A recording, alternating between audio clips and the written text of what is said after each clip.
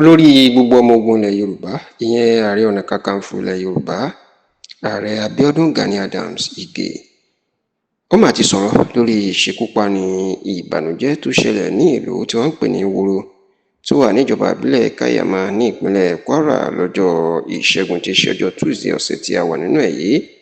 tí lóògùn ọ̀fẹ́ gẹ́gẹ́ bí wọ́n ṣe máa ń kí ààrẹ gani adams ó sì ti jẹ́ kó di mọ̀ wípé ohun tóun ti ń pariwo tipẹ́ gẹ́gẹ́ bí ọ̀nà àbáyọ sí ìṣòro nàìjíríà òun gan ni ó tún ti ṣẹlẹ̀ báyìí o àti pé kí nàìjíríà kó tó lè bọ́ lọ́wọ́ gbogbo àwọn àfẹ̀míṣòfò náà kí ìṣòro ètò ààbò tó ń da nàìjíríà láàmú kó sì tó tún lè rí ọ̀nà àbáyọ ó láti wọ́n tètè dá ọlọ́pàá ìpínlẹ̀ èyí tí wọ́n ń pè ní state police kí wọ́n tètè dá sílẹ̀ ẹ rántí pé lọ́jọ́ ìṣẹ́gun tí í ṣe ọjọ́ tuesday ọ̀sẹ̀ tí a wà nínú ẹ̀ yìí ọjọ́ ọ̀hún ló máa jẹ́ ọjọ́ kẹta nínú oṣù kejì ọdún 2026 tá a wà yìí ìyún the 3rd of February 2026 òun là mà ní àwọn ẹṣin òkọ́kú àwọn afẹ̀míṣòfò iná mà yà wọ ìlú tí wọ́n ń pè ní ìlú woro ní ìjọba ìbílẹ̀ káyàmá ní ìpínlẹ̀ kwara nǹkan bíi aago 5 sí ọwọ́ aago 6 ìrọ̀lẹ́ ní àwọn oníṣẹ́ ibi yìí ni wọ́n yà wọ ìlú woro ní ìjọba ìbílẹ̀ káyàmá tí wọ́n sì bẹ̀rẹ̀ sí ní máa fi ìbọn pa àwọn èèyàn bí ẹni tó ń pa ẹranko yàtọ̀ sí eléyìí níṣe ni wọ́n tún dáná sun ọ̀pọ̀ ilé àti ọ̀pọ̀ àwọn dúkìá bẹ́ẹ̀ ni wọn ò dá ẹ̀mí àlúworo sí o títí di àsìkò tá à ń ṣàkójọpọ̀ ròyìn yìí wọn ò tí ì rí ẹ̀mí àlúworo yálà wọ́n ti jí gbé ni tàbí wọ́n ti pa bàbá náà bẹ́ẹ̀ ni wọ́n tún pa ọmọkùnrin bàbá náà kan wọ́n tún pa ìyàwó bàbá náà yàtọ̀ sí ọ̀pọ̀lọpọ̀ àwọn ọmọdé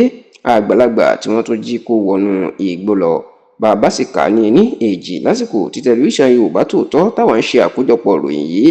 òkú èèyàn tó ti lé ní igba 200 people ni wọ́n mà ti pa ní ìlú woro báyìí ìyẹn pé ìní òkú táwọn èèyàn tí wọ́n ti kà ní ìlú woro lẹ́yìn ìkọlù àwọn afẹ̀míṣòfò náà ìṣẹ̀lẹ̀ ni ló jẹ́ kí gbogbo àwọn èèyàn káàkiri nàìjíríà àti káàkiri àgbáyé tó fi máwọn orílẹ̀-èdè bíi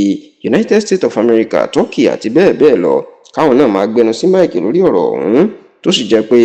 níṣe ni inú ọ̀pọ̀ ọmọ nàìjíríà níṣe nínú wọn bàjẹ́ fún ìṣẹ̀lẹ̀ yìí pé wọ́n lè fi ẹ̀mí àwọn èèyàn ṣòfò ní wákàtí péréte ní odidi ọjọ́ kan bẹ́ẹ̀ láì rí ẹni dá wọn lọ́wọ́ kò tàbí dá wọn dúró nígbà tó ń sọ̀rọ̀ lórí eléyìí ààrẹ Gani Adams jẹ́ kó di mọ̀ pé ìṣẹ̀lẹ̀ ìbànújẹ́ pátápátá gbà ní ìṣẹ̀lẹ̀ tó ṣẹlẹ̀ ní ìlú woro yìí o lóògùn ọ̀fẹ́ ó jẹ́ kó di mọ̀ wípé òun ti ń pariwo tipẹ́ wípé ìdásílẹ̀ ọlọ́pàá ìpínlẹ̀ ìyún state police ó lóun nìkan ṣoṣo ní ọ̀nà àbáyọ sí ìṣòro nàìjíríà àti gbogbo àbá ti dá ọlọ́pàá ìpínlẹ̀ sílẹ̀ ní nàìjíríà gbogbo orú nǹkan báyìí kò ní máa ṣẹlẹ̀ tó sì tó tú bẹ́ẹ̀ ó tó fi ránṣẹ́ sí ìjọba o ìpè kan tètè dá ìjọba ìpínlẹ̀ sílẹ̀ state police gẹ́gẹ́ bí ọ̀nà àbáyọ sí ìfẹ̀míṣòfò àti ìpakúpa àwọn aráàlú tó ń ṣẹlẹ̀ yìí.